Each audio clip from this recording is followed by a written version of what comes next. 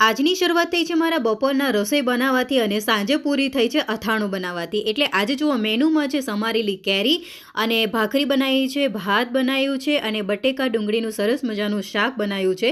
સવારે થોડી કામમાં વ્યસ્ત હતી અને ઘરમાં થોડું કામ હતું એટલે વિડીયો બનાવી જ ન શકીએ બાકીનો, એટલે સીધું બપોરથી વિડીયો સ્ટાર્ટ કરી રહી છું. અને પછી બપોરે જમવા માટે મારા હસબન્ડ આવ્યા એટલે અમે બધાએ મળીને જમી લીધું, કારણ કે બપોર પછી આજે થોડો તડકો મુકાયો છે. એટલે તમને યાદ હશે કે ગઈકાલે મેં બધી જ વસ્તુને કટ કરી હતી, એટલે અથાણું બનાવવાની સામગ્રીને તો હવે એને બધું હળદર અને મીઠાવાળું પાણી બધું નિતારી લીધું છે જરામાં. તો હવે આપણે એને તડકામાં મૂકવાનું છે તાકી એ થોડુંક સુકાઈ જાય. બટ મારી પાસે અત્યારે કોઈ પ્લાસ્ટિક શીટ મોટી છે નહીં અને કોઈ એવું કોટન કપડું પણ નથી. અને તમે સમજી શકો છો કે ભાઈ ક્વાર્ટર છે એટલે અહીંયા બધી જ વસ્તુ અવેલેબલ ના હોય, એટલે આપણે જુગાડ થોડા કરી રહીશું. એકચ્યુઅલમાં જોવા જાય ને તો મેં વિચાર્યું જ નહોતું કે આફ્રિકામાં આવીને હું કંઈક આવો અખતરો પણ કરીશ. બટ હા, ખરેખર ઇન્ડિયાની એટલી બધી યાદ આવતી હતી ને કે મને આવા અથાણા ખાવાની એટલી ઈચ્છા થઈ ગઈ હતી કે શું કરું, એટલે મેં ફાઇનલી વિચાર્યું કે હું બનાવીને જ રહીશ. અને વસ્તુ જડે તો નહીં પણ છતાં પણ જુગાડ તો ગમે ત્યાં આપણે ઇન્ડિયન્સ લોકો કરી જ કાઢે છે. કેમ, બેક સાઈડ ગાર્ડન એરિયા છે તો અહીંયા સારો તડકો આવી રહ્યો તો મેં સ્ટેન્ડ લઈને ફટાફટ ત્યાં પહોંચી ગઈ અને બંને થાળીને હું આ સ્ટેન્ડ ઉપર મૂકી દઈશ. આમ તો નીચે પણ મૂકી શકીએ પણ અત્યારે છે ને મકોડા અને કીડી બહુ જ નીકળે છે, કારણ કે વરસાદવાળી અહીંયા સિઝન ચાલે છે એટલે બધા જીવજંતુ બધા બહાર આવી જાય છે. એટલે એના કરતાં આપણે ઉપર મૂકીએ સ્ટેન્ડ ઉપર તો સારી રીતે તડકો પણ મળે અને થોડું સુકાઈ પણ જાય. તો હવે આપણે જોઈએ કે 2-3 કલાક રહે છે કે નહીં તડકો.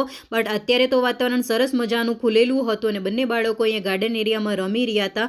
અને અહીંયા હવા પણ સરસ આજે છે, તડકો પણ સરસ મુકાયો છે. બાકી 2 દિવસથી તો ખરેખર ખૂબ વરસાદ જેવું વાતાવરણ હતું અને થોડી વાર તડકો અને થોડી વાર છાંયડો આવે એટલે મજા જ ન આવે, કપડાંય ન સુકાય. પણ અત્યારનું વાતાવરણ થોડું ખુલી ગયું છે, આકાશ પણ થોડું ખુલી ગયું છે અને અત્યારે વાતાવરણ પણ સરસ છે. હવે ખરેખર 2 થી 3 કલાક સરસ મજાનો તડકો હતો અને હવે સાંજ થઈ એટલે જો બંને પ્લેટને હું લઈ આવી અને સરસ મજાનું સુકાઈ ગયું છે. સરસ મજાના ચીરિયા સુકાઈ ગયા હતા, પાણી બધું શોષાઈ ગયું હતું એટલે મેં ફટાફટ અહીંયા ગરમ તેલ કરવા મૂકી દીધું. અને આ જુઓ ચીરિયા સરસ મજાના દેખાય છે ને. તો હવે છે ને આ મસાલો જે છે એ મેં ઇન્ડિયાથી જ લઈને આવી હતી, કારણ કે સાથે કેરીઓ લાવી હતી ને તો વિચાર્યું હતું કે ઇન્સ્ટન્ટ અથાણું રોજ બનાવીને ખાઈશ, પણ વિચાર્યું નહોતું કે હું આ કરી કાઢીશ. હવે ગરમ તેલ કરીને પછી મસાલામાં બધું એડ કરી દીધું. થોડું મને હળદર ઓછી લાગી હતી તો મેં નાખી દીધી જ. મેં થોડું લાલ ચટાકેદાર દેખાય એના માટે કાશ્મીરી મરચું પણ એડ કર્યું અને બધા ચીરિયાઓને મેં લઈ લીધા. પણ અહીંયા વાસણ જ મને નાનું પડ્યું અને આનાથી સૌથી વધારે મોટું વાસણ મારી પાસે નહોતું, એટલે મેં શું કર્યું, પહેલાં એને નાખી દીધું અને થોડું થોડું હલાવી લીધું અને પછી બધા ચીરિયાને થોડાક અલગ કરી કાઢ્યા. અને પછી આ ચમચીથી પણ ફેરવતા મને ન ફાવ્યું એટલે એના પછી મેં શું કર્યું, હાથથી જ બધી વસ્તુને મિક્સ કરી કાઢી. અને જો સરસ મજાની દેખાઈ રહી છે. અને કન્ટેનર પણ, એટલે મારી પાસે ડબ્બો બહુ મોટો પણ નહોતો એટલે આમાં ભરવાનું ચાલુ કરી દીધું અને દબાવીને થોડું ભર્યું છે એટલે સરસ મજાનું રહેશે. તેલ આપણે અત્યારે નથી નાખવાનું, ફૂલ આપણે થઈ જાય એ રીતે.